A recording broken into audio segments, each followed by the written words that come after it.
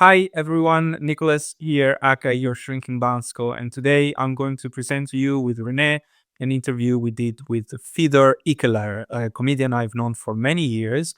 And with whom I'm going to collaborate in this interview to try to really identify the fine grain, not just of comedy, but the difference between the comedic internal events, internal working, and the work that I do on a daily basis with my clients, which is the work of empathy. I've been interested for many years in trying to identify how to switch from an empathic oriented state, an empathic oriented attitude, towards a comedic oriented attitude. And the reason for that is that I had an insight when I was about 35 and I become very suicidal, that I completely lost my sense of humor and that I was not able to think in divergent ways. I had a very fixed mindset and I was going straight to death. And when I came out of that crisis, I realized that some of the skills that comedians use would have been incredibly useful to me in seeing things from a different perspective.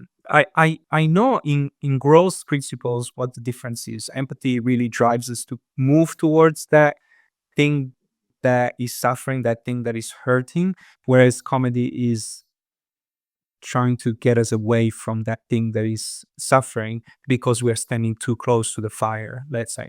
So in gross terms, I understand the principle, but here I wanted to go into much finer detail. So now, before I leave you, I want to let you know that Fedor has a beautiful website that you can go and consult. Look at this picture, just so amazing. And if you scroll down, you'll have a list of all the shows that he has been doing since the beginning of the year. And he's very busy. He has just moved back, as we see here, from Winnipeg to Alkmaar in the Netherlands. So he's back in Europe and he will continue to perform throughout Europe, moving to Germany, there, Switzerland, Luxembourg, Poland, and so on and so on. So very busy schedule, which means that there is all the more a chance for you to go and see him live, an amazing person.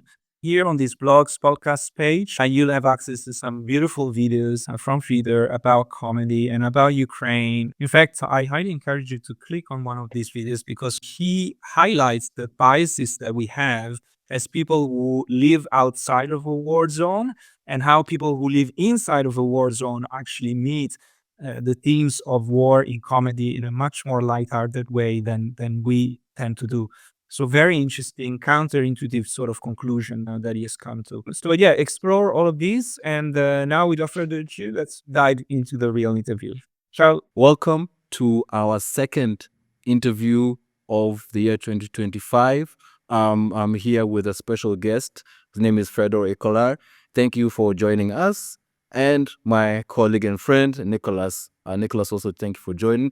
Fedor is a stand-up comedian from the Netherlands, and he has come on to share with us a different view into the comedic world and the comedic industry. So Nicolas, how do you view our special guest today? I'm excited. In a way, for me, it's sort of bringing everything together because Fedor also was the subject of my thesis back quite a long time ago now. And so he participated and contributed with his story to my understanding of how comedy can both help and hinder healing and the progress of trauma, sort of healing and understanding. And today, I love to walk with you this fine line between comedy being helpful, humor being helpful, and humor being an avoidance strategy towards our stories. So, Fedor, we're going to give you and leave you the time to share with us your story. I was going to say your beautiful story. I stopped myself in my tracks there for a moment. Everybody will understand why in a moment, but beautiful because we are here today um, in a place of this story where we are actually able to tell the story. We're actually able to be relaxed enough. And I say we, but it's mostly you. You're relaxed enough to be able to share this story with everybody. So a lot of progress, a lot of healing has happened, and so in this sense, this is a beautiful story. Fedor, yeah, take it away. First of all, thanks for having me. And yeah, I don't know if beautiful is the right word for the story, but that's I mean, it's all relative. I thought I'd start not at the past, at the trauma, but at a moment of realization much more recent, like a few years ago. Like I've always realized that I knew that my childhood was far from perfect and that was a bit rough and that there definitely wasn't trauma. Um, but I've always considered that as, that's the past that has shaped me to who I am now, and I'm fine with who I am now. So it's all good. That's the past and that's gone. So everything's fine now. To a certain extent, I still hold that mindset, as in I'm okay with how I turned out. So, but a few years ago, I was looking at a TED talk, which kind of randomly popped up, and it was about the relationship between A scores. I don't need to explain to you guys, but for the people at home, it's the ACE scores is Adverse childhood experience. Yes, Quiz I score. forget what the abbreviation is for. Yeah. But yeah, basically a scoring system with 10 questions that cover 10 categories of childhood adversity. So they also call it, like, sometimes I think childhood trauma index, whatever.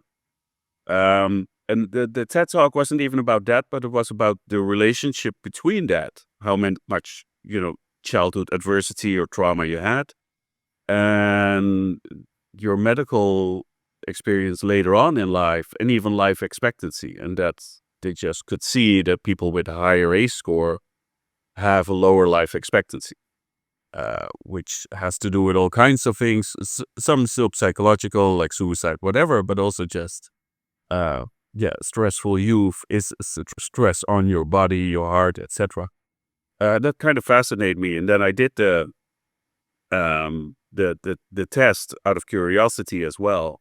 But I had 6 or 7, which is high, and that struck a realization, especially realizing, that means, first of all, like, my childhood was quantifiably a bit fucked up, and secondly, also, like, I feel okay, like I'm okay with who I am right now, but it was more also like a scientific proof, like, but this still has an effect on you, also medically, just in the whole thing.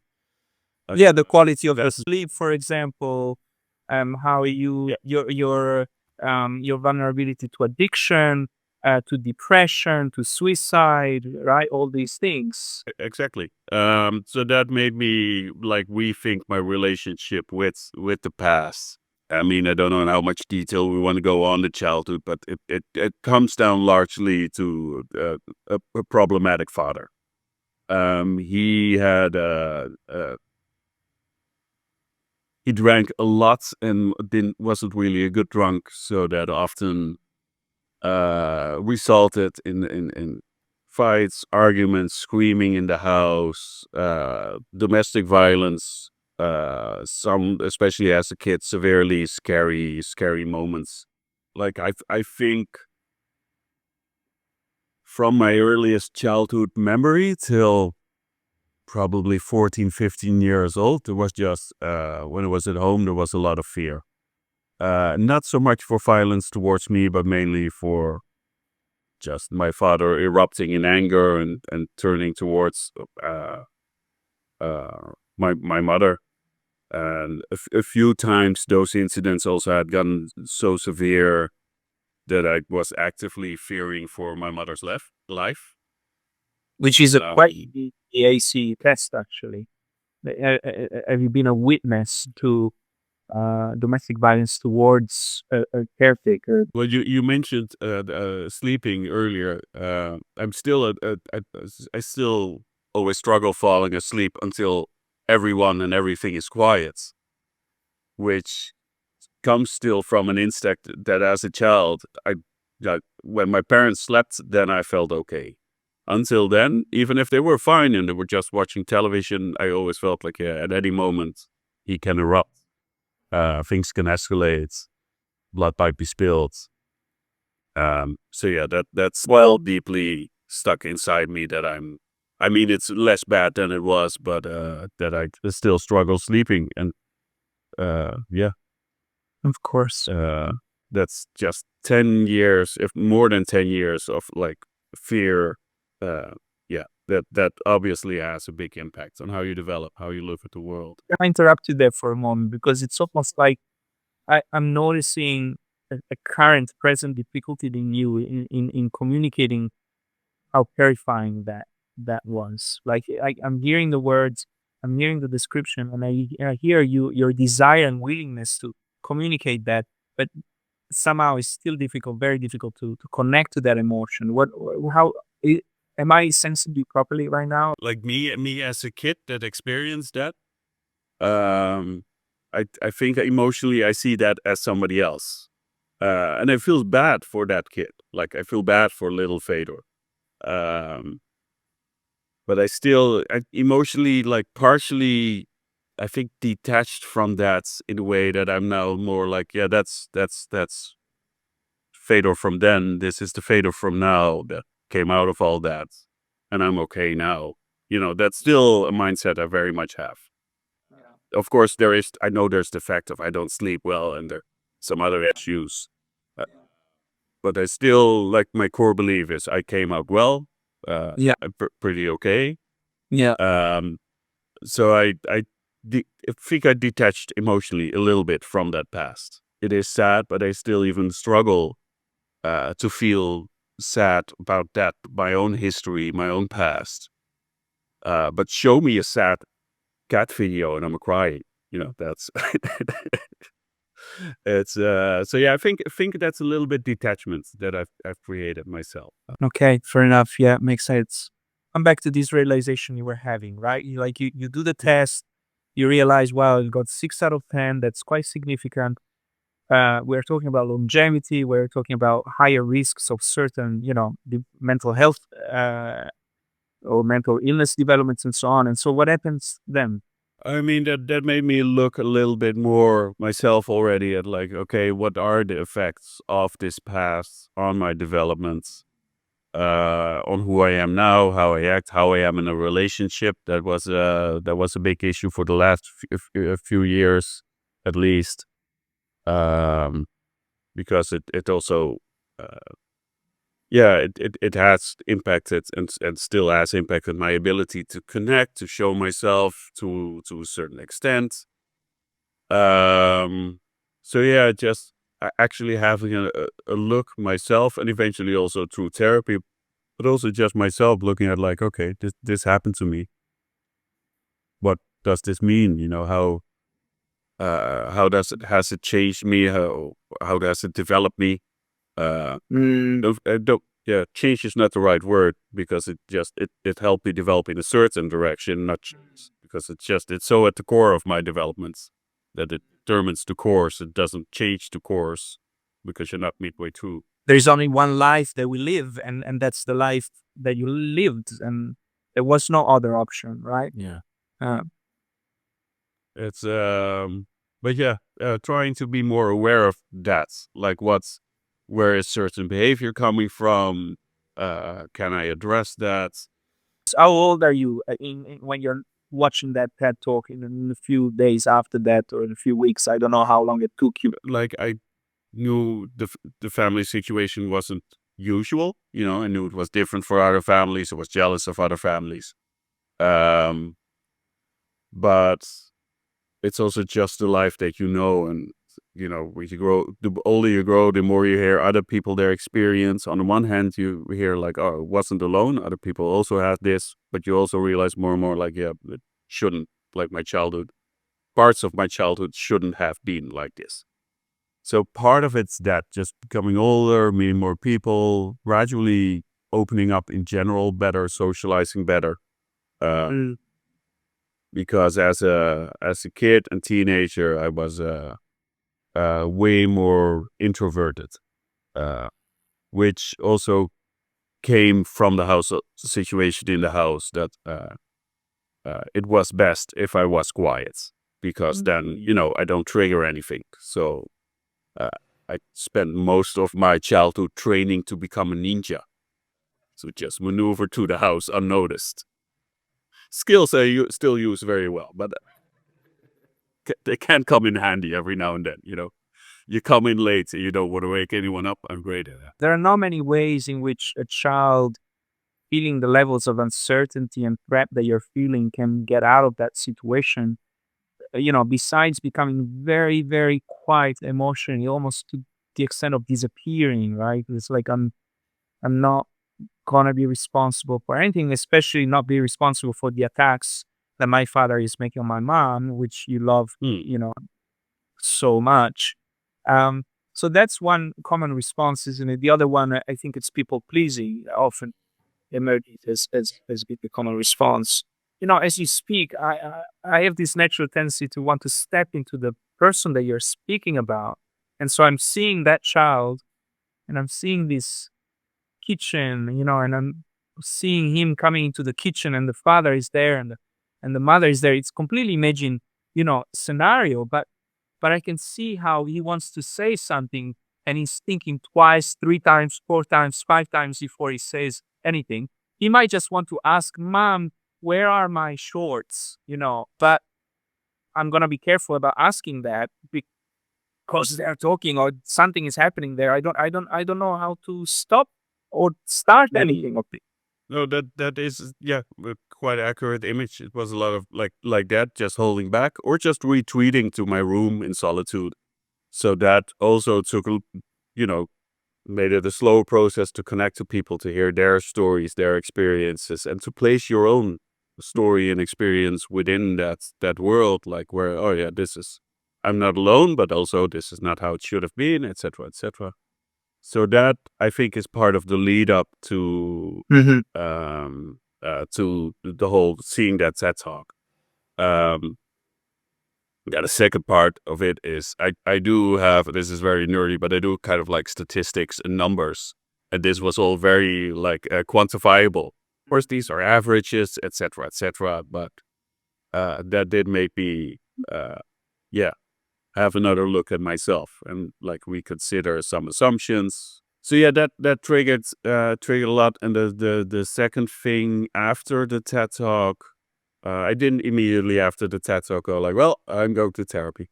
But otherwise they should use that just as a marketing campaign for their help, whatever. Just show the TED talk.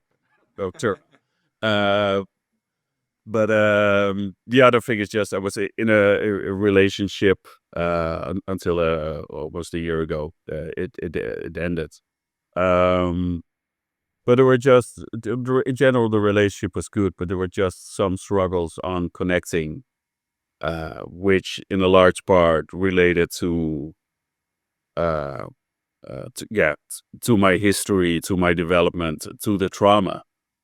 And my ex partner, who has luckily, she never did we never did the ACE test together, but she doesn't have 6 or 7. It's way lower. Thank God for her. I'm happy for that. But if it felt like that also made it a little bit harder for her to understand my perspective, where I'm coming from, even though she was empathic and she tried. But that, like, just running into things, like that made it harder to connect, also made me like, okay, well, now we need to do the extra step and go to therapy. Yeah, for me, what I'm curious about is, as you're sharing about how that relationship particularly ended, maybe she didn't understand because of her experience, but maybe she also didn't understand because of your lack of the ability to express yourself. So do you think that was a two situation that contributed? Oh yes, absolutely.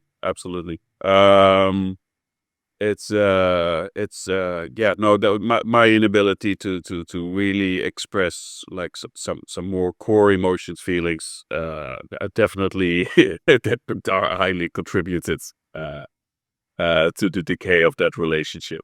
Also, you mentioned through work. So would you say that so far up until your life, that your workmates, your fellow comedians, have been able to embrace your story as you have expressed it? You didn't have to, with the arsenal or with the tools that you had, without really improving on them, your fellow comedians were able to understand you, even with the the small miscommunication you had? With fellow comedians, often yes, that communication goes better. Let's say that has several reasons for that.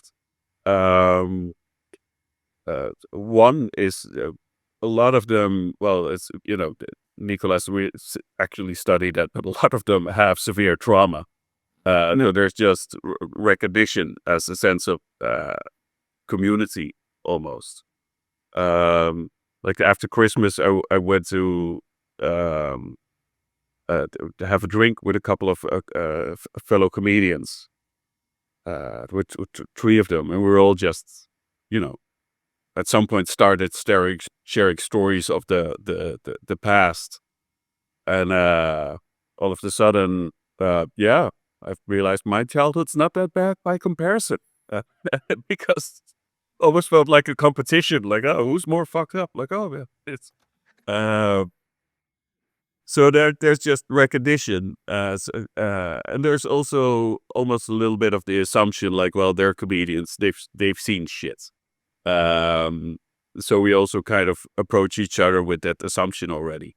And the second aspect is that we both use or develop the same coping skills, which is comedy. Comedy, like for me, before I started doing stand-up, has always been a coping mechanism. It's hard to actually talk about an emotion, but you can joke about it. That kind of devalues the whole, makes it less scary, devalues it a little bit, makes it less serious and severe. It puts a little bit of distance between you and Yep. that emotion. Yeah, exactly. Take us through the history of that humor. I guess before it becomes comedy, it's a way of speaking, a way of relating to yourself, isn't it? What are your earliest memories of being funny? Or I think that the earliest memory of at least like this coping skill developing is very early on as a child, because my father used it as well. He was very incapable of really expressing certain emotions and feelings, or showing affection, whatever. So yeah, he would also like joke about those things. And yeah, I think that's where I learned it from. Just my dad, we didn't talk about emotions, feelings. But yeah, we just made jokes. right, Yeah. so you had a model to copy. Yeah, Great. yeah. And even to it was like, I would say very appropriately, just before my father passed away 10 years ago. Yesterday, exactly 10 years, actually. Oh wow. And he just before he passed, we knew he was passing away. And just before he said, like, yeah, I don't want any, speeches at the funeral. No, no emotional stuff. Like, but then he added, well, except if it's like, a speech like John Cleese did. John Cleese, when one of the other Monty Python guys died, I forgot who, but he, at the eulogy, he just made jokes. He roasted them. Like he made fun of him.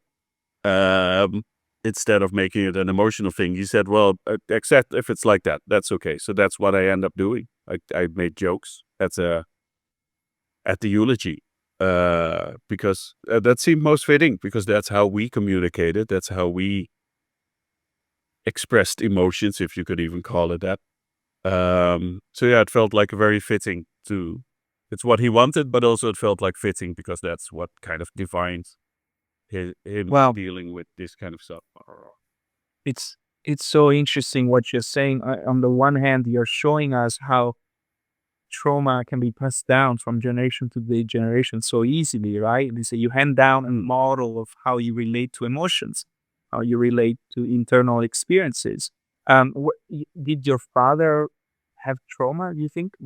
How do you think he would have answered several of those questions with a yes on the AC? I'm pretty sure that there's generational trauma there, and like, well, that he had trauma relating to his father, but I have no idea what, because he didn't talk about. I know his relationship with his parents wasn't great, so I don't know how that was. I know his father, so my grandfather, I think he passed away when I was 10 or 11. So, I only knew him as a kid, but from what I remember and can sense is that he wasn't the easiest man either. So yeah, I'm pretty sure there was generational trauma, probably a couple of generations already. But I don't know what. Your father died 10 years ago. It's quite a momentous moment to do this interview. What are the thoughts that are going through you, or the feelings that are going through you as you remember, commemorate this? Yeah, it's a difficult one, because it's the reality is never black and white, or hardly ever is, at least. So if you just look at the trauma, he's not the good guy of the story. That's for sure. So my memories are not that fond or pleasant often. But the reality is also that there's a lot of other times, especially later on, that we got along fine and we could find each other with a sense of humor. So yeah, there's that side as well, and I miss that.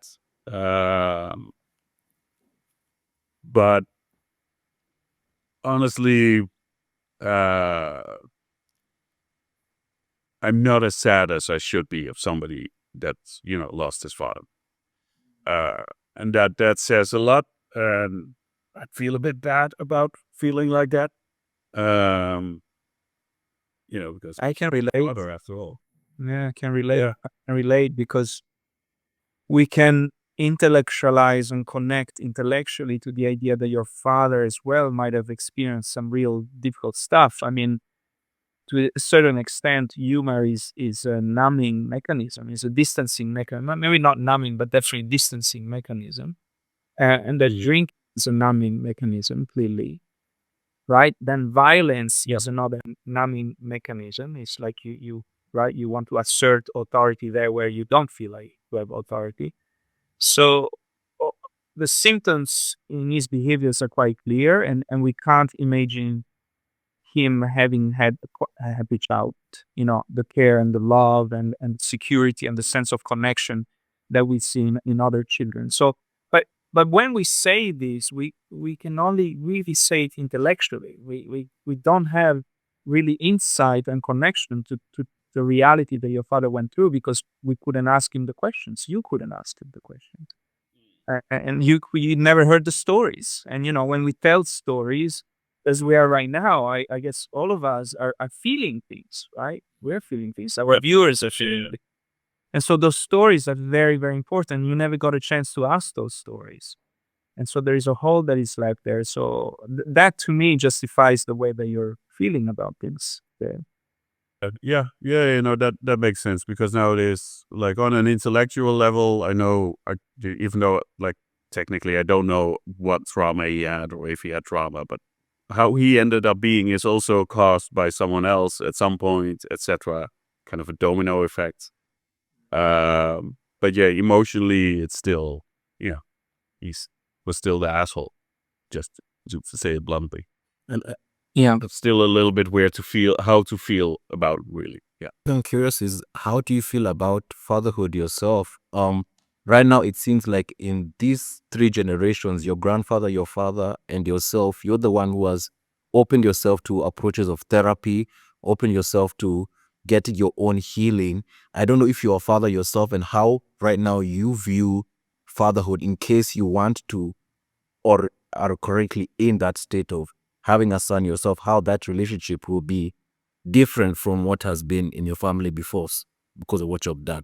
So I do like make comparisons with my father in my head sometimes about, well, at least I'm able to talk about this, I'm able to deal with this, and don't have the anger issues at all.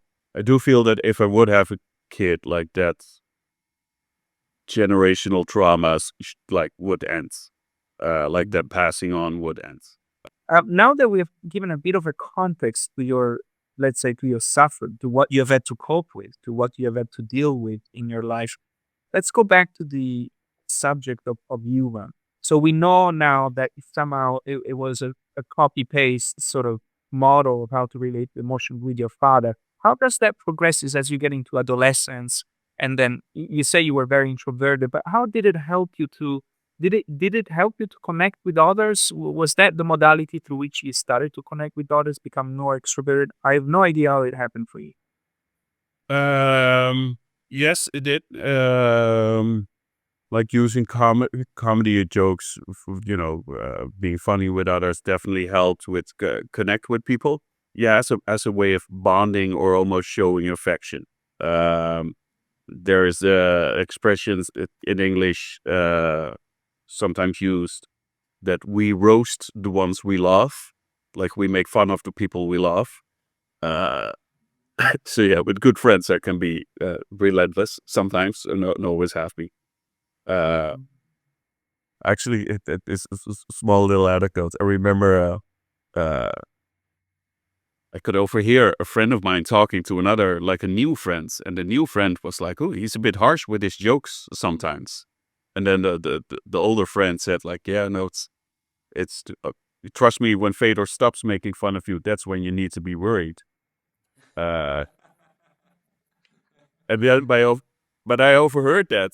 So for like months, I didn't make fun of him anymore. Just that was my inner joke. Like, oh, yeah, you expect me to make fun, otherwise you're worried. So I'm not get that's like a little psychological warfare. Uh, so that's one path of like, well, more continuation than development. Like it's always been there as a way to talk, communicate, and interact. Um, and I think then in university later on, um, you have to deal with giving presentations. Well, before that as well, in certain situations, but you need to deal with giving presentations, which is a little bit scary. And their comedy had always immediately turned out also to be a good coping mechanism for me. Because if I would, coming back to example of a TED Talk, if I would be giving a TED Talk without any jokes in there, um, I would get very anxious because everyone's quiet and listening. And that makes me insecure. Like, are they actually listening? Because my way of communication is joke and then haha. Um, so I would, if I'm just being serious, then I'd get nervous. So with every presentation I was giving at university, I always started to put in jokes. And then as soon as people laugh, I know, like, they're listening to me, they're hearing me, I'm connecting with them. So that I realized first of all, like, well, yeah, I don't mind public speaking. If they're laughing at me, I'm connecting with them. That makes it fun. And secondly, that it works for me as a coping mechanism in that way as well, not just one-on-one, but also one to a group. And it felt like having been more introverted, but it always felt like I was a little bit more forced to introversy. So it also felt a little bit liberating, like, oh, I'm standing in front of a people, showing myself, they're listening, we're connecting. So that was also part of my comedic development. And then later on, actually started doing comedy. A friend of mine had actually started doing stand-up comedy, and he suggested I give it a try. And I said, yeah, why not? And then he kind of forced my hand because he was organizing a show and he didn't have enough people present. And I had said yes. So he kind of forced my hand, and then just doing it felt into place, kind of just with presentations, and I'm using this coping mechanism that I've developed over the years to connect to a group of people, to show myself, to break the introversy. I felt liberating. And I do also you mentioned it before. I do also have the being a bit of a pleaser as an effect of the trauma, and making people laugh is also pleasing. It's really gratifying to make a bunch of people smile, happy, have a good time together, and connect. Because one thing I like with comedy is that it's not just me connecting to the audience; it's everyone connecting. Because I say something, and if everyone laughs, we're all agreeing on that this is weird, funny, whatever. So that kind of creates a connection, and that's a really nice feeling in general, because it's a room full of strangers. I mean, there are couples, maybe a group of friends that know each other, but you got a big group of strangers from all these different backgrounds, and to be able to make everyone connect and come together and agree on something. It's a really nice feeling. So your coping mechanism is now becoming a way to assuage and soothe the anxiety that you might be feeling towards a group or towards other people. So you're becoming popular, you're pleasing people. Um, and I hear also that in the intimate sphere, you're able to make jokes with people that you love, because the more you love somebody, the more you roast them. How do you transition to becoming a professional comedian like you are now? Switching to full-time comedy um, uh, became a goal relatively quickly, at least because I felt so much more at home in this world than in the office jobs that I've done in the past. In the corporate office jobs I've had before, I tried to force myself in a mold where I don't actually fit in. It's not like the corporate world is an emotionally connected world. Even academia, the world in which I also part-time work in, is very disconnected from emotions. All emotions are almost taboos, even when we research them. So the choice between comedy world and corporate world means to me a, a world where you can actually talk about these things, as opposed to a world where you cannot even talk about these things. So it seems to me the better choice in many ways. No, no, you're fully right. And also, by the way, academia, because I baffled in academia for a while. That's probably worse than the corporate world, to be honest, when it comes to that kind of stuff. I agree. That felt so disconnected. It's insane. People may not know, but apparently, some studies I was looking at some 4 years ago, several studies, putting up statistics of like 50% of academics are experiencing depression or have felt depression or are close to experiencing depression. Like the rates of depressions are very, very high, 1 in 2 people. Wow. It's yeah, that doesn't surprise me, sadly enough. It's because I was on course to maybe do a PhD, but just talking to all the other PhD students kind of talked me out of it. And I'm glad. It's just, uh, I don't know if I would have survived that mentally, to be honest. It would have been too much. So respect for you that you did too. Well, I become a therapist to cope with being an attempt. So we are now at this point where you're choosing your comedy career. How does it play out in your work? Like, I don't use humor the same way on stage as I do off stage. Interesting. At least into where I'm willing to go with it. I think the best example is when I'm with other comedians.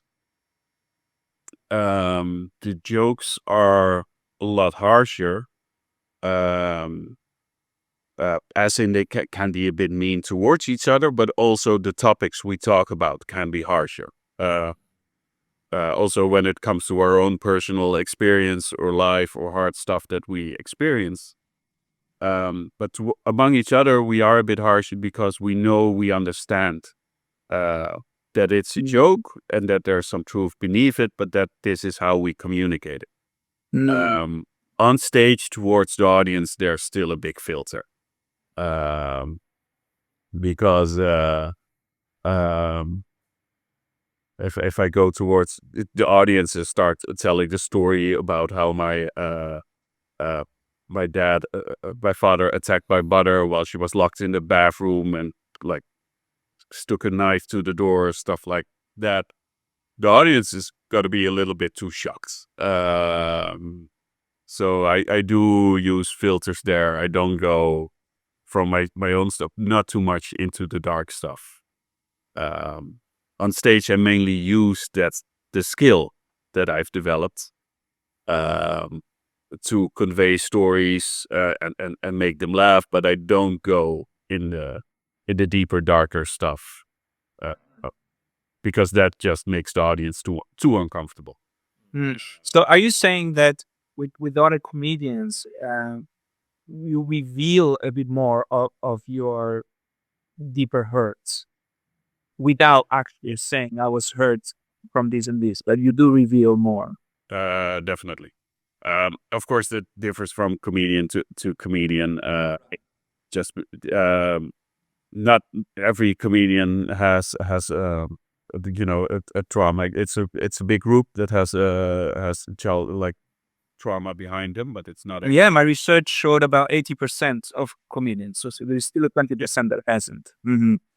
It's and if I talk to your research sometimes about to other comedians, and all of our assumption is that 20% that doesn't have trauma is the unfunny ones, because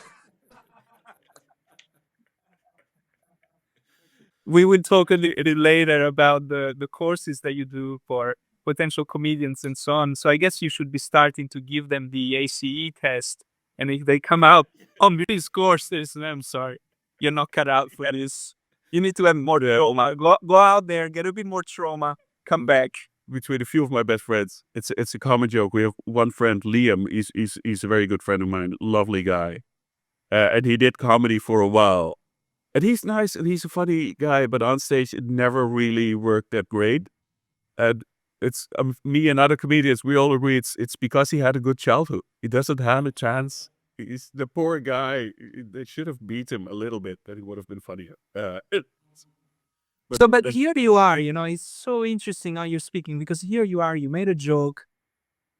And in me, I can sense the underground truth in that, right? Does that mean at some level that hurt and pain, and particularly childhood pain, which is often the most profound and influential one, in what way then is this hurt and suffering continuing to be related to the work that you do? It's almost as if you need it to be there. But first of all, I mean, there are also people without trauma that are funny and that just like True. There are a few examples that are just crazy talented, and I can still almost, as a comedian, notice because it seems to come from a different place, which is not a better or worse place. Well, it's probably better because they don't have trauma, so good for them. It's some more pure creative talents. The play on words, the grammar, Yeah, and also they deviate maybe from what is conventional comedy styles and experiment more because they're just exploring like comedy more. Whereas for more the trauma comedians, to call it that, it's more of a long little new term.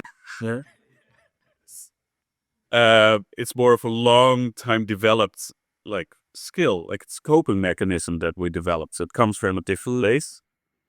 And I think a second thing that plays a role, not for every trauma comedian in the same way, but for a bunch, is that we seek confirmation like from the audience. We seek something from the audience that maybe we didn't get back home or growing up. And that can be more of a hurdle than a helping aspect. I think. I'm not 100% sure about this, but There is a dependency. There is a craving there that you notice that might not be there in people that are more linguistically oriented, or where they're just creative and. yeah, it's for some comedians, you notice they need that laughter, they need the confirmation from the audience, and otherwise they get like panicky, insecure, or angry, or frustrated. The emotions go in different directions. So that's also a thing you do notice with trauma comedians, is like they're also there because they need confirmation, probably the love or confirmation they didn't have from their father or whatever. But yeah, that is a pattern you see as well. Yeah. So here you are in front of an audience and you're throwing jokes at them and they laugh with you. What is that? What is that vibe that you're getting? What is that feedback that you're getting? You were just touching upon it. Some people may crave for it more than others. What is that is being craved and what is being changed in you as you get this feedback or not change? I don't know. I don't know how to qualify this. It's a hard to summarize feeling. Especially for someone emotionally not connected.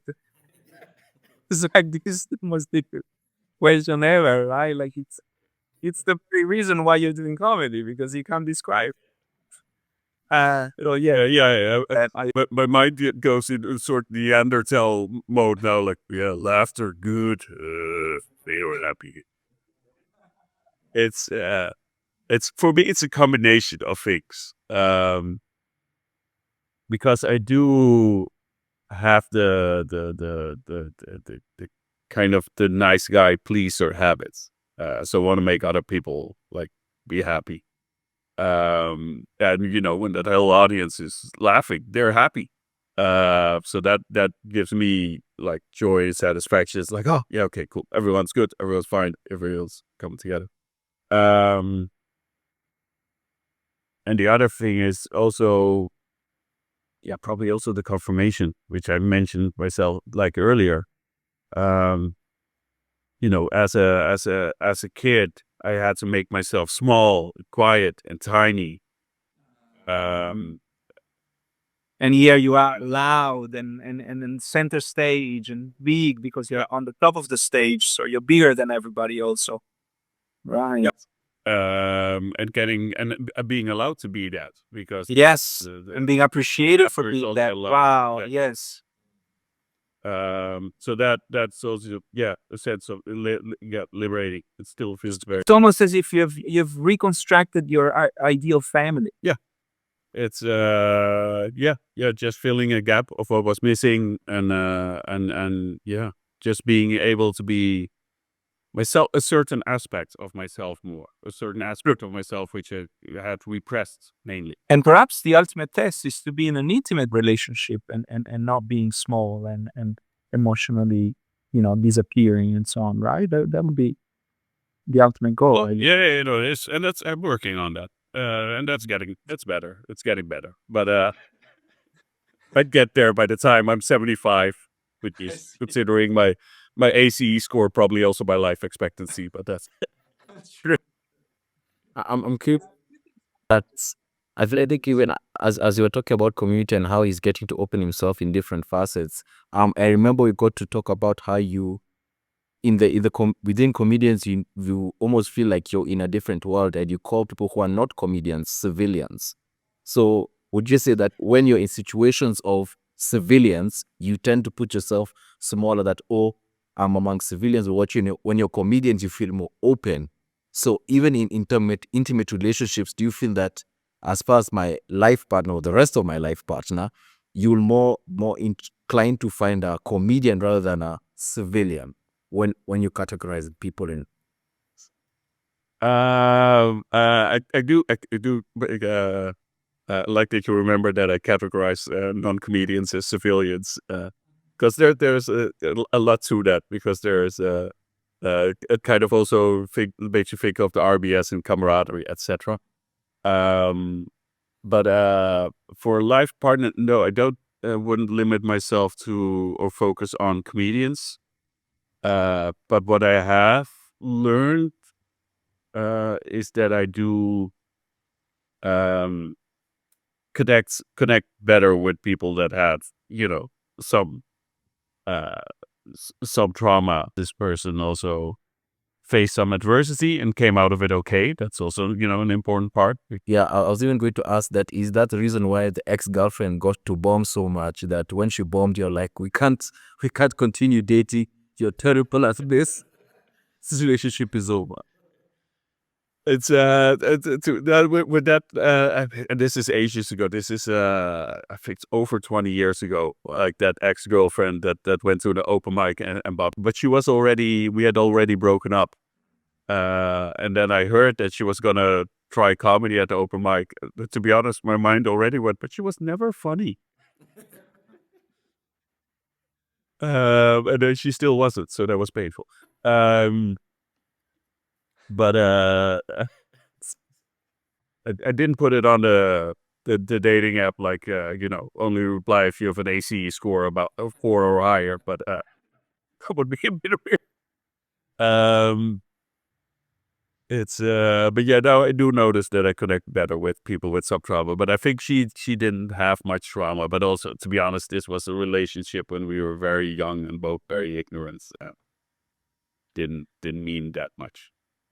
Fedor, isn't it ironic that as we walk through this field of pain and joy and jokes and fun and irony, that actually the topic of trauma is becoming so central to both your comedic life, to how good a comedian seems to be, and to the partner that you want to choose. It's almost becoming the common denominator to your success, both in intimate relationships, friendships, colleague, connections, and the stage as well. I just sort of realized that there's like a common thread now being drawn.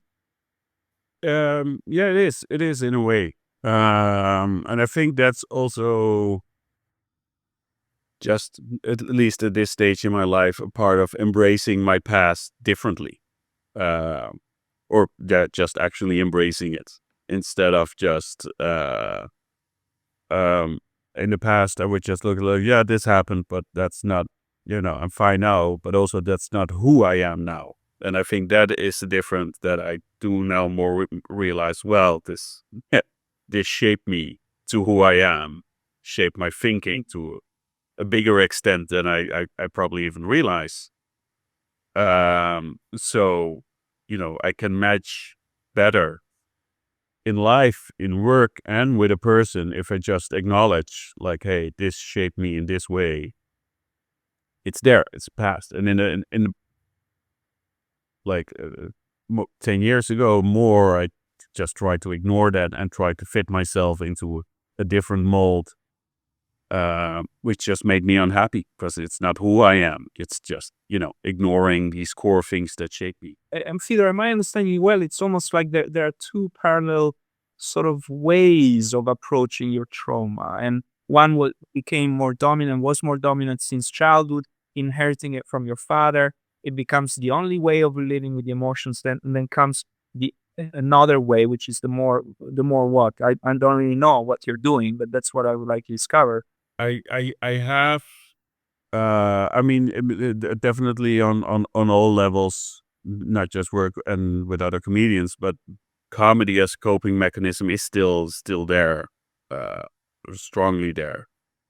But I think the biggest effect of the other current is being aware of that it's a coping mechanism and that what it is I'm actually trying to communicate or connect with, etc. So I have also become with others, with partners, try to be more open and clear about what my past is, how it shapes me, how it makes me who I am right now. But with communicating it, still jokes definitely popping. That's that coping mechanism is rooted pretty deep now. Is there any way that you can make us understand how comedy is allowing you to speak the truth as well as not say the truth, and how other forms of communication are allowing you to be more open and direct, as you mentioned, about that truth. Like, what is actually happening? What is the fine grained difference between the way that I would say things and, in fact, no, actually, it's not put me into the picture, but the way that you would say things differently from the way that you say things comedically. Let me start with something else, and that's Okay. there's the comedian. Her name is Hannah Gadsby. She's Australian pretty comedian, no? known. Yeah, exactly. I love her. And she has a comedy special called Nanette, where she talks a lot about her trauma.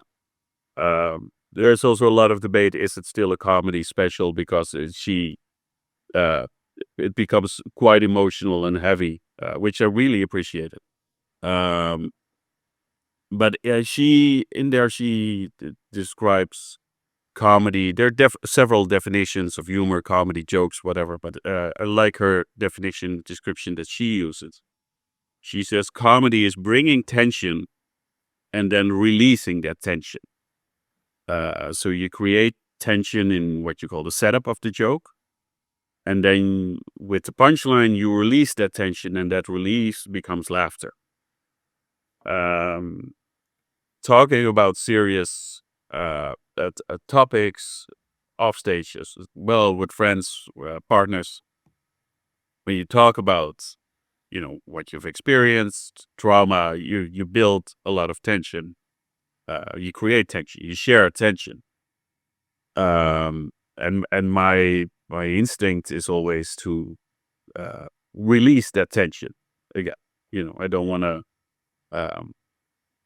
Also, on a conscious level, even I don't want to, tell somebody my story. I don't want them to feel bad about the story. So, I release some tension by creating a little joke so that they don't feel too bad about it. Pretty sure that throughout this interview, I tried not to do too much, but I already had a few with the serious moments that I put in like a little comment or a joke, because that's how I don't want to give other people too much of my attention. I release that tension. And the more, like, again, this is a coping skill that I've been developing my whole life, but now that I'm more on the stage doing this daily and more actively molding jokes, if you want to say, to spend time writing, thinking about it, you come better and better at releasing tension, creating tension as well, purposely creating tension and then releasing tension. I want to come in here from the perspective of a professional therapist like myself, and how I use tension to create connection with my clients. We know in our world that really depends very largely on what we call the therapeutic bond, the therapeutic alliance. And when I ask myself what creates that bond and alliance is pain, suffering, shared, the story of suffering that the clients bring to me send me into place of sufferings within myself. I can cry with them. I can feel things that they cannot allow themselves to feel. The release comes in the moment in which I'm doing the work of feeling that my clients cannot do for the time being. Mm-hmm. Whereas in your case, the release comes from taking that client. Let's imagine you're dealing with my client and taking them somewhat away from the pain that they're feeling, right? Help me out. In a way, I mean, I use humor mainly when it's about my pain, like in a one-on-one, at least, if it's actually like my tension that I'm sharing with them, and I want to, All right. not bury them in my pain. I'm downplaying my my misery because I don't want to make it their misery. So that's more when I use comedy, especially nowadays. Like in the past, I would unfortunately also make a bit more jokes about the other, just because I had not developed that skill to communicate any of that yet. That was just growing up was just no expressions of loves and affection, just practical communication or jokes. That was about it. At least that's. But I noticed it even in this conversation, Fedor. If our viewers go back a little bit in this program, they will see that at certain points you were being so careful about not burdening us that you were making a joke. Like the tension would rise from you because you were connecting to a certain pain within you, and almost like I wonder if in the back of your mind there is always such an incredible concern for causing that pain onto the other, for putting that same pain onto the other, that you release that tension so that the other is never burdened. And at some level, I have to contest that habit because it is the sharing of that pain that allows my life fulfillment. And I would imagine that life fulfillment could uh, become a little bit of your life fulfillment. I'm sure you find most of your fulfillment in releasing this tension. I myself want to learn more about to be humoristic and comedic, but I know there is a chance to share pain and to put the burden on the other, and for us to feel good about it, like to feel awesome about it. I think I do this with you, Rene, many times, and you do this with me, being very open and honest about it. I don't withhold it. I just share it because I trust the container that Rene is. So I wonder if in the back of your mind there is also like a lack of trust in the other being able to hold you. And maybe that goes back to your experience of family where nobody was holding you. Nobody could be trusted to hold you. I wonder what assumptions are going on in there. And not that I want to convince you to be more empathetic. Really, my intention here is to break down these two mechanisms so that our viewers have a thorough understanding of what choice is being made. It's I think I mean I agree with what you say. I know this. I know that my mechanism is not the answer for everything, also not in my life. And I think it's part of it. Part of it is what you said. Maybe I struggle to trust and rely on others because I learned early on to just be on myself, rely on myself, and turn inwards. So yeah, it's still really trusting in others and opening up and giving to others. There's still some barriers there. It's getting less, and they're deconstructing them, but that's definitely one aspect of it. Do you have a joke that you've made that relates to some experience of your past? And can we use that as an example to break down this linguistic mechanism and to show how words, connect to emotions and body sensations and the choice that is being made in that building that tension? Because as I know it in comedy, a lot of comedians actually do use that fuel and that engine of pain to create tension, right? Like you start at a neutral level with the audience. Well, maybe they have expectations of you being very funny. If you disappoint them, that's a tension release already. If you heighten that tension because you are exceeding the expectations that they have, then you build tension there. So there is maybe not a very neutral place, but okay, there is some neutrality to as to where you are gonna go in terms of that tension and release, right? When you are going to deliver that release. But I would imagine that comedians build tension before they release it, right? So they make a lot of choices to put some tension into the audience. In my case, the client. Best example of a joke I have for that, which I'll summarize it a bit, but then just so we can focus on the mechanism, which is not about a childhood experience, but a more it's also technically my most successful joke, as in like views online, whatever. But part of that is because there's a good tension build up, and an unexpected release, and it's about the first time when I went to Ukraine after the full-scale invasion. A few months after that, I went there to do, not comedy, but to deliver some stuff to an animal shelter, just volunteer work. And on stage, I shared a story of going there and how weird it is to be, for the first time of my life in a war zone. And also being relatively surprised that a lot of things of normal life go on because life needs to go on. So, bars are open, restaurants are open, Deliveroo is still delivering, that kind of stuff. And then I share a story that I actually, I order food, I order in while I'm there. And just after I ordered the food, and I see the guy is picking up my food on the app, Sergey is his name, he's cycling towards me. I hear for the first time in my life, I hear an air raid siren going off. And it's an eerie sound and a scary sound because you're in a situation of war. And this means, shit is going down. So I tell that I go to the basement to hide. I panic and I emphasize the actual tension that is there. Because, it is a situation of war. It is a moment of being scared. And then when I'm down in the shelter hiding, I look on my phone to see what's going on. And the only thing I see is that the delivery guy, he's still cycling without a care in the world. And then I jump to go on to that he actually delivers it, kind of like annoyed that he had to come down to the basement to look for me with his pizza, here's pizza. And then the big release is that I'm like, now I'm back, but now I'm in Canada. Now I'm here in Canada. How the hell am I ever going to give a delivery guy here a 5-star review?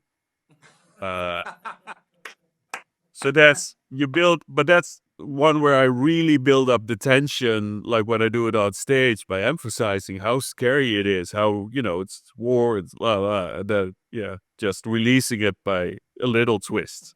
So not devaluing the actual war experience, but just a release by going to a different angle. And that really, it depends a little bit on the audience. But when I read the audience right and that they're up for this joke, then it's a noticeable big release of laughter because it's like, we can let go of the tension of the whole war thing because we're focusing on this aspect now. Wow. It reminds me, there is a client, sorry, Rene, you may want to intervene, but it reminds me there's a client that I'm working with, and she has had her fair share of trauma as it stands. I understand that her father one day punched her mother on the nose and broke her nose. And just after that, seeing that it wasn't enough, he went to the lawnmower and extracted the petrol that was in that lawnmower.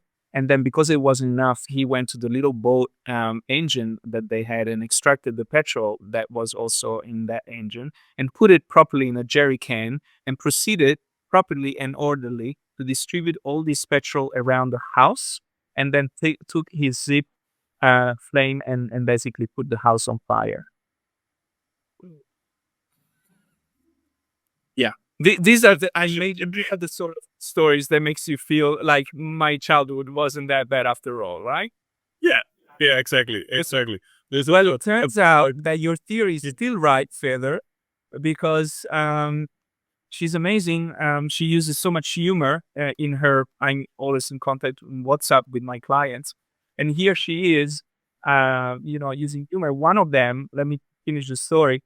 So she's telling me, I say to her, like, as the empath that I am, I sense that despite, you looking at this very positively and so on, I'm exaggerating a little bit here, but I'm saying, despite seeing how, how there's a lot going on for you, the positive, you're looking after yourself, that there is I sense a lot of loneliness in you at the moment. And then so she writes a whole paragraph of text arguing of how indeed she's feeling very, very lonely, despite, being in touch with her mother, despite friends of her acknowledging certain things about what she's going through at the moment.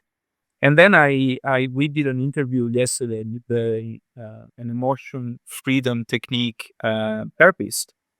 And so I suggest to her, I said, there is this EFT, which is this, maybe you've seen it before, Fedor, where you tap certain acupuncture points.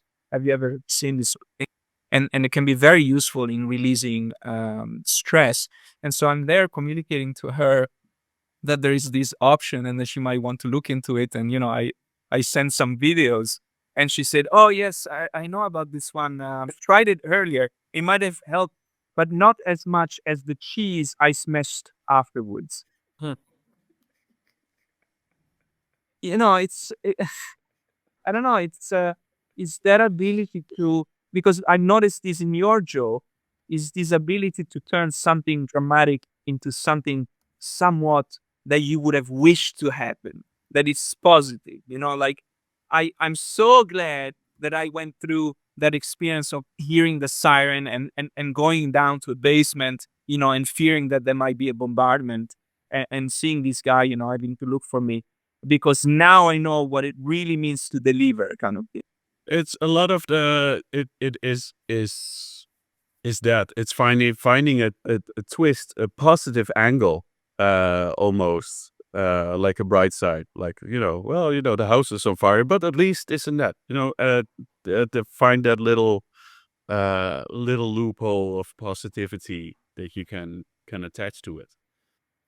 So it's not just about avoiding the original emotion, or even more subtly, perhaps, maybe all comedians are doing this, that they're really trying to avoid putting a burden, an ultimate burden onto the other, that they're trying not to cause the pain that they feel onto the other and to leave a permanent mark, right? Maybe they're using that pain, but only temporarily until they take it back all onto themselves, right? But it's not just about that. It's also about seeing the positive in all this drama. Yeah. I definitely think so. Yeah. I mean, I cannot speak for all comedians, or how big of part that is for them. But yeah, I think it's definitely also part of just finding a form of optimism, almost. Finding a different way of looking at it, because the original, just looking at it in its core original way, is too cruel. It's also a way of optimism, of looking at it in a different way, different angle, finding the positivity. Yeah, I would say that from what I feel so far is how you're able to take someone's story and take an experience and heighten it. And maybe even at the time, I'm wondering, even with this particular joke of your experience in Ukraine, did you immediately notice, okay, this is funny, I should write this down, this will be interesting? Or were there so many also other experiences you had in Ukraine that you considered for comedy that weren't as successful as this? Do you know comedy material immediately that, oh, I'm in my bunker, I've got the pizza. If I was in Canada, no one else deserves, this is the best customer service, customer delivery service in the world compared to anywhere else. Did you immediately know it? Sometimes I kind of immediately know it. You come upon an idea of something, pop to mind, like, oh yeah, this works. This is an angle. With the Ukraine story, it took me a little while, because there were several experiences. Of course, there was a lot of, let's say, darkness just in the stories I've heard from people, the things I've heard and seen at the animal shelter. But I really wanted to share something from that experience, because it was it's quite a thing going to a war zone. So I wanted to share something of that experience. Actually, in a solo show I sometimes do, or actually just stop doing. I'm working on a new one. But I also talk about kind of how it came to be, and part of it is, after going to Ukraine, I went back to the Netherlands. Went back on stage, and initially I just started doing like the normal jokes about, I don't know, squatting toilets, stuff like that.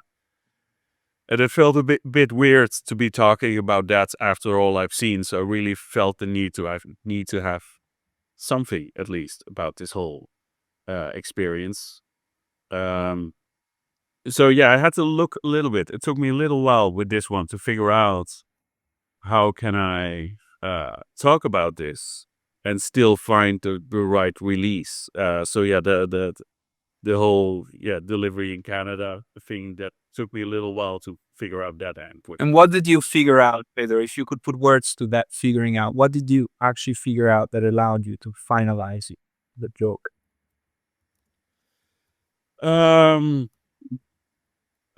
Where I think that the right balance in my head was like, it's finding a way to talk about it without actually making fun of it, because the joke I'm at no point making fun of the delivery guy or Ukraine.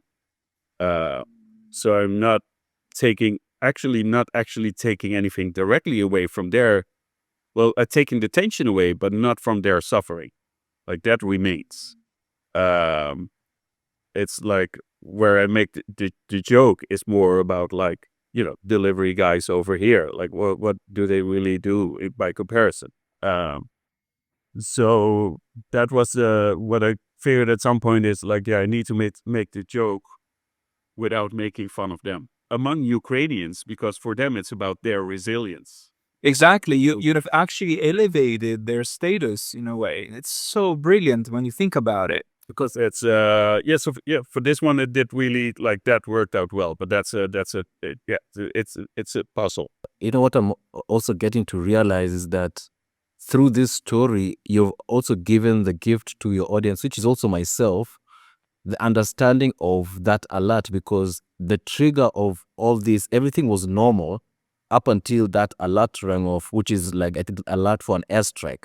So I can imagine how loud the siren is to make everyone to go to the bunker, because the sound is mainly like there's danger, there's an airstrike. Many people don't know. Yeah. Within the first 3 seconds, something could, and everyone is gone.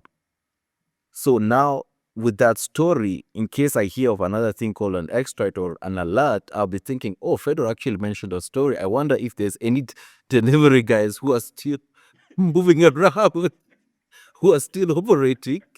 That's a gift for me from this story. I want to piggyback on what you're saying and back that sense of gift, because what I'm feeling right now is that if I put myself in that situation, I am maintaining a sense of empathy with this delivery guy. Yeah. I cannot forget the delivery guy. So I keep thinking about the delivery guy outside there and how amazing he is. In this case, we are actually seeing a situation where you have increased our ability to feel empathy for this person. It's been 2 years ago since I put that joke, like, online. And what I've noticed, like, recently I went last month I went back to Ukraine again. And what I really like is that I use his name, Sergey, in the joke, and people, like, everyone remembers his name. Like, when they talk about the joke, about Sergey, the delivery guy. So they kind of like, they remember the persona, which is really, really nice. That's like, I think the best example I have, at least, of achieving something like that with a joke, where you really play with the tension without really taking away from the suffering, etc. This is really clever. And for me, it brings a third element here, in the sense that we have mentioned that perhaps comedy and jokes are a way of avoiding a particular connection with others, avoiding, the potential of putting the burden on the other. But now we see also that it's a way of highlighting a positive aspect in a tragic situation.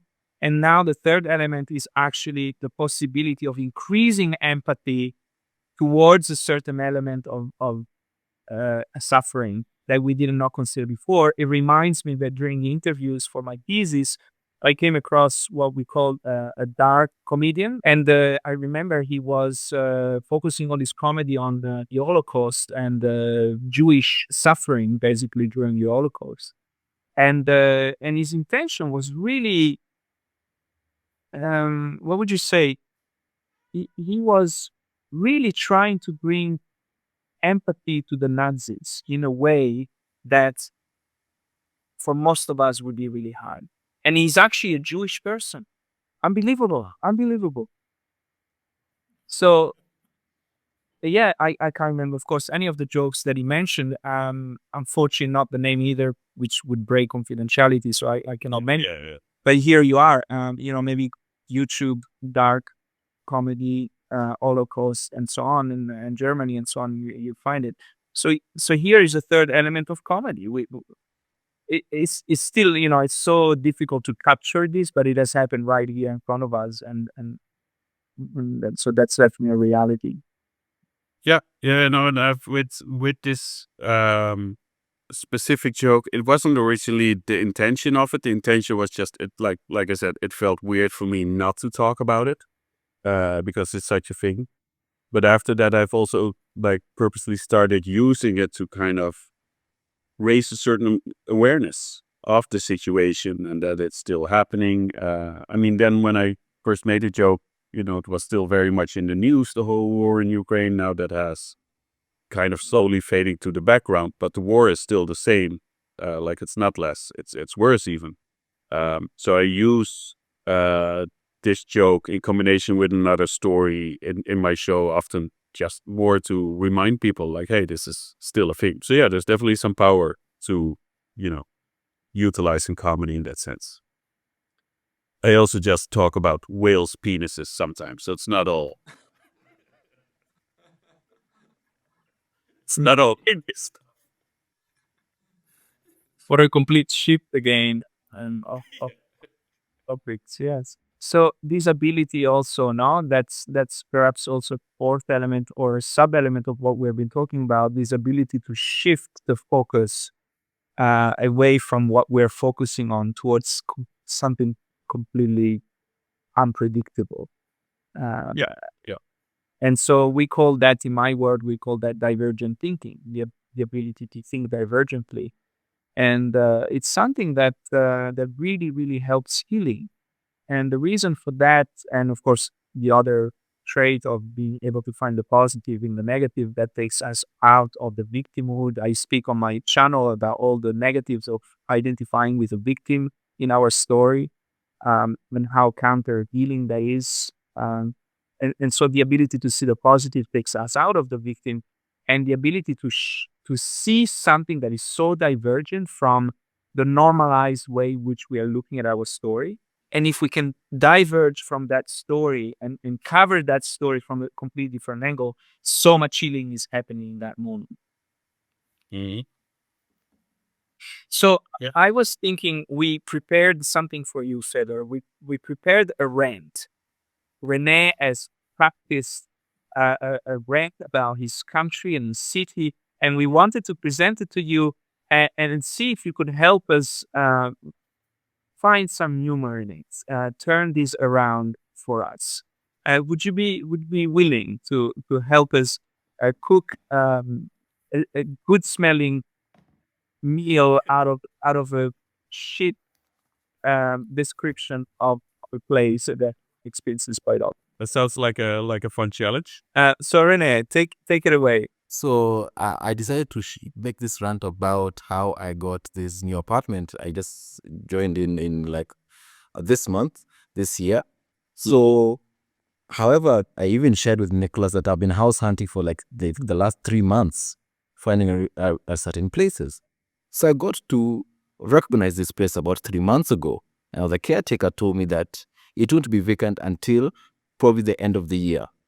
So toward the end of the year, before we broke for December, I come to this place and I get to call the caretaker. He gets to receive me at the entrance of the estate of the flat. I go in, and now he tells me, oh, they already moved. They're about to move. They moved out about 4 days ago. Now they're repainting the place. So I'm there. I'm there, and I get to call a carpenter friend of mine who I want him to create some curtains for me in the house. So the guy comes, and we get to be there in the house. Myself, the carpenter measuring for the curtains, and I think 2 painters. So as I'm waiting there, I hear some commotion outside, and then I get to smell this very pungent alcohol smell. And I look behind me, and this person comes in, And he enters the house and he looks around and he looks at me with his stern eyes. And I wonder, okay, who is this? Is he also a possible tenant that he wanted the vacancy, but I've already got it? So he's like, oh, my brother sent you. My brother-in-law sent you. I know you, my brother-in-law sent you. So as I'm like, okay, first of all, I don't know what you're talking about. I don't know you. So I tell the person I came with, the carpenter, that can you guys call the caretaker? I don't know what's going on. So he goes, and this guy is very drunk. He's now practically pouring some of this liquor that he has in this brown package all over the floor. And I'm like, my friend, we are painting this place. You're making it worse. You're deathifying it. So the caretaker comes in a rush and like, oh my goodness, this is the brother-in-law of the tenant. So this brother-in-law used to live with a couple that lived in this house. Now the brother-in-law was a drunk, and he was the brother to the wife, and apparently the husband, the man of the house, and this brother-in-law were not in good terms. So he felt that these people moved without telling him.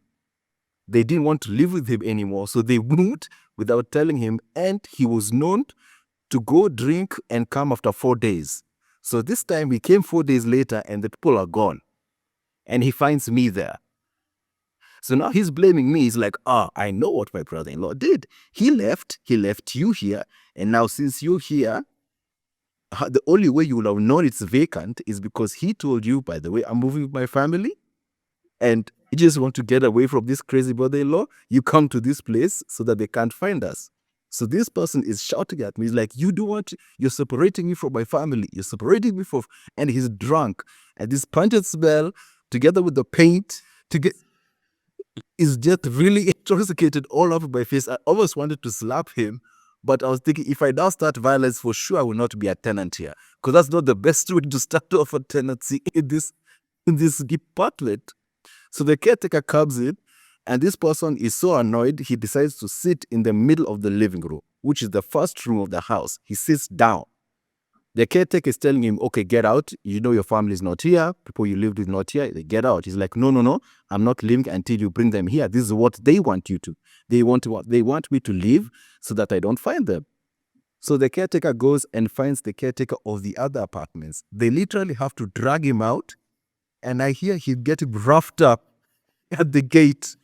He's getting wrapped up at the gate. I'm trying to disconnect from what is happening and saying, okay, let me just do what I have to do with my carpenter and leave. So we do it rather quickly. I asked the painter, do you know these guys? He's like, no, he hasn't come out the whole time we've been here, and they've been there for 2 days. So we leave. We find this person, the drunk guy. Right now he's seated next to some rock across the apartment, and he has a shirt, like a vest, over his head, and I think he's bleeding. So now, but he's quiet now. I think he was neutralized. So we just leave him and figure out, okay, and I get to call the caretaker aside. I'm like, now, when I come back here next year, will this guy be coming back to my house, knocking on the door, said, I'm back? I said, I want my family here. He said, no. That is totally solved. I'm like, are you sure? Because I do not want to be the first time I'm a resident here, I have to deal with another drunkard. He said, no. Right now we neutralize it. It would happen again. So as I leave, I just have that lingering in the back of my mind, and I don't really. And me and the person I came with, the carpenter, I just laughs. I'm like, have you ever experienced something like this? He's like, no way. And well, I hope this guy is put away, because he never comes back, because whatever is going on in that residency, I hope he's the only crazy person there. So he's gonna sue. Oh, yeah, there's definitely stuff in there. So from a comedian's perspective, my first approach would be, let's say if you write this out, cut out all the information that's not necessary for the funny part of the story, which is the drunk. So how do you decide that the funny part is the drunk? Is the unexpected element, the element that makes this thing weird. Like the siren in your earliest story? The story doesn't necessarily need weird aspects. It can also be something mundane, and then you add a creative observation to it. But here, yeah, with this story, I mean, it's hard to avoid the drunk elephants in the room. I think my first thought of an approach to make it into an actual like comedy bit, like a bit that you would do on stage, would be to compare it to something, to also make it more relatable. Because another thing with comedy is the audience need to be able to relate to what you're telling them. So if it's something mundane, they can relate. If it's something less mundane, you need more explanation so they can kind of imagine it. So that's also, for instance, with the air raid siren, I try to really tell them about the emotional experience of it, so that they can kind of project that. Here, a possible thing that my mind did is that might make this a bit more relatable is that something I would say almost similar sometimes happens with a cat or a dog. That people used to have like a stray cat that they feed that keeps coming to the house. But then they move. You move there. You get the cat.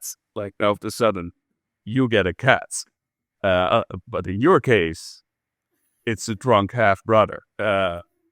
So that I think that drawing that parallel, What you're doing is to bring the element of normality, to contrast the element of abnormality of the drunk. and relatability. Even if you never experienced it, we can all imagine like, oh yeah, the previous tenant fed the cat, now you got the cat. Yeah, that's how that works. And then there are of course different ways to sequence this, to go about this. I think what might be interesting is to start off with the cat actually.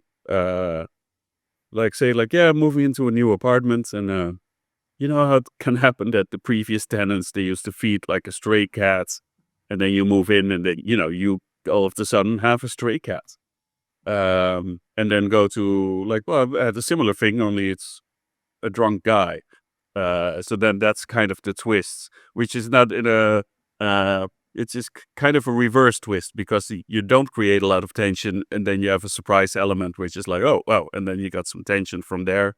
So then you need to figure out how to resolve it joke-wise, the fact that you have a drunk person that keeps trying to get into your house. In this case, I'm thinking, can we use the trajectories that we're looking at before, such as wanting to bring empathy to something that we wouldn't normally bring empathy to, or wanting to show the positive in something where we wouldn't normally see the positive in. The other one was shifting focus to a very divergent idea. Like, can we decide that direction beforehand and then try to walk that pathway to begin with? Different comedians use different writing techniques and exploration techniques. What I often like to do in these kind of cases to find like, hey, what is a parallel that can help give like a positive angle. Divergent angle is I take the central topic. Now in this case, it's you can argue different central topics from the rant. Like, is it moving? Is it house? Is it the drunk guy? Depends on how you want to look at it. So I usually like to take like a big sheet of paper, like really, really big, just write it in the middle, and from there draw lines like, what do I associate with a drunk person? Like smelly, loud, etc., etc., etc. And then I got kind of a ring of words that I associate with it, surrounding the drunk person. Then what I do is I look at those words that I associate with it. I forget about drunk person. I forget about the word in the middle. Sometimes I even cover it up. And then I just start to associate with the second word, like smelly or loud. What's loud? And then, you get a second layer. And then I start looking at the central word, which is drunk person, and that second layer. And I see like, hey, are there parallels here, etc. And that's, for instance, where somehow in an association cats can come up. And I'm like, oh yeah, cats Are smelly. and Cats can be smelly. can be smelly, can be unpredictable, move into your house whenever they want, leave whenever they want. They might take a shit in your front yard, that kind of stuff. By creating the cat parallel, you might just lighten the whole story, because there's a lot of sadness in the story as well. Like the guy got abandoned, that's sad. He's an alcoholic, that's sad in itself, and he gets roughed up, which I might leave out of the story on stage, unless if you find like a way to make that like funnier work, but that might trigger too like a lot of empathy, which makes it hard to divert from there. Right. You want to be in control of that empathy reaction if you want to bring empathy. So if you allow the audience to empathize naturally with the guys at a point where you're not wanting them to empathize, then we have sabotaged your own comedic effort. Some comedians always stick to the truth of the stories, but I'm flexible, which means sometimes I take harsh elements out of it to lighten it up. It's some details are just make it too grim and are not necessarily to make the point across, but sometimes I'll also add a little bit of to it to make it create more empathy. With a Ukraine story, for instance, I didn't actually go down to the shelter. Which would have been a more healthy response, but I actually wasn't that as scared as I probably should have been. But that for the story, doesn't create the tension, and also I'm not trying to look cool, so I don't want to put that in. So here, for instance, I would probably, the roughing up, unless I find a good use for it, I would probably leave it out. Rene, I want to ask you, what was the real experience of this, the real feeling of this experience, and how does it differ to the way in which you told us this? Up until, I would say, even last week, I thought this was a very serious thing. Because, first of all, like I mentioned, I had been looking for a house for 3 months. And when I find one, after going through all this trouble, the only one I get to settle on, I meet this problem. So it was quite serious at the time, because I'm like, okay, come on now. Like, after all the consideration, after all the background, why couldn't I have seen this? Why could I have found out that there's this certain problem? So I was quite frustrated at the time. I was like, now I have to do it all over again. And I did find it funny up until I got to have the opportunity to figure out, okay, what can be a good rant? I would have thought of something else more general, because I felt this was very personal, something I was going to consider something that was separate from myself, like in Kenya generally or Nairobi generally, that would be a bit more disconnected and would be convenient for me to share about that. But it took some time, some maturity. Let's say maturity, or just getting to accept the reality that this is what happened, and also facing the anxiety that I still am not sure if it wouldn't happen again. Like, up until now, I still think there could be someone who might knock this door right now in this evening, and I found it's that guy. So it's a lingering anxiety that I still have up until this moment, but I just decided to look at it and address it by telling this story. Here, Rene, I want to get your feedback, because what I'm seeing is that you have told us this story. You've told us now that you have had a process of maturation where you had a bit of a shift.